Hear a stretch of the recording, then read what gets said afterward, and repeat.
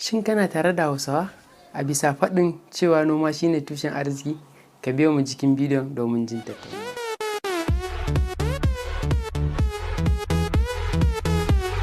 Assalamu alaikum wa rahmatullah. Barkanmu da sake saduwa a wani sabon shiri namu na karin magana. A yau insha Allah shirinmu zai kawo muku karin magana wadda Hausawa suke faɗa cewa noma tushen arziki.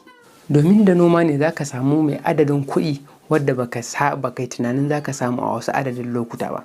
Yanzu misali idan muka ɗauka lokacin damina, za ka je ka yi noma na watanni ƙalilan amma me zai baka kuɗi da yadda baka tsammani.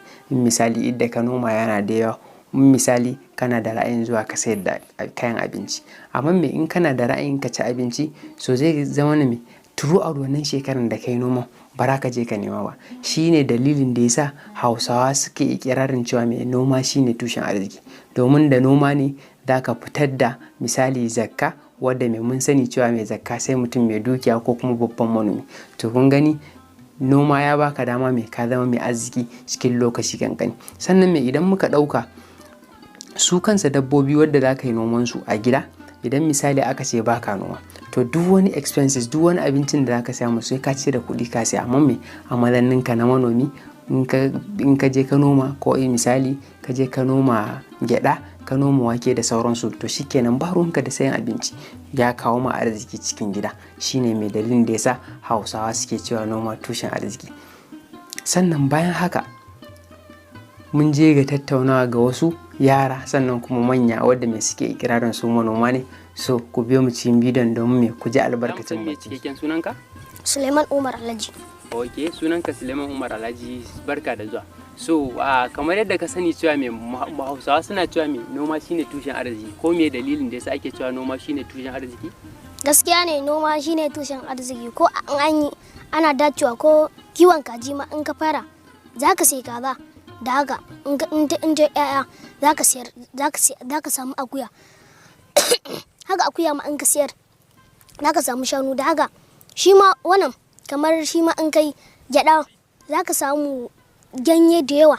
In dabbobin nan da su za ka ba su abinci su ci, haka har ma su haifu yaya, har ma ka sayar ka samu wannan shanaye. Da haka dai shi da gaskiya ne tushen arziki ne. Haka gaskiya ne. To kana nufin cewa ba iya noma wadda ake shuka gero, dawa, masara su ne noma ba, kana nufin kiwon kaji, kiwon dabbobi ma duk noma ne? Gaskiya ne. Gaskiya ne. Ko za mu san cikakken sunanka? Sa'idu. Okay. Sa'idu Abubakar. Ok, mun gode da zuwa man Sa'idu Abubakar. So insha Allahu muna so mu ma tambaya guda ɗaya wadda mi a al'adance ko kuma a Hausance ana cewa me ana wata karin magana wadda me ake mata take da me noma shine tushen arziki. Ko me dalili ko kuma me zaka ce mana dangane da wannan karin magana da aka gabatar? Noma tushen arziki. To assalamu alaikum. Noma tushen arziki, abin da yasa ake cewa noma tushen arziki, idan Allah ya taimake ka damuna ta faɗi ne, idan ka yi noma insha Allah, idan Allah ya taimaka wato damunan nan ta albarka, to insha Allah wato za ka sami abin da za ka ci ka sha, kuma za ka samu abin da za ka ɗan sayi yan kiwo ka ɗan ajiye a gida, kake ɗan samu kana ɗan sarrafawa. To shine dama ake cewa noma tushen arziki. Ok, to amma yanzu misali daga noma, iya noma da ake yi ne a gona shine noma, ko kuma irin su kiwon kaji, kiwon akuyoyi da sauran kiwo da ake yi su ma dukkan su noma ne? Dukkan su noma ne. Su ma dukkan su noma ne? Dukkan su noma ne. Saboda da su zaka iya dan siyarwa ma ka zo ka yi noman gonar ma gabaki ɗaya ita ma su ɗin ma. Gaskiya ne. To mun gode, Allah saka da alheri.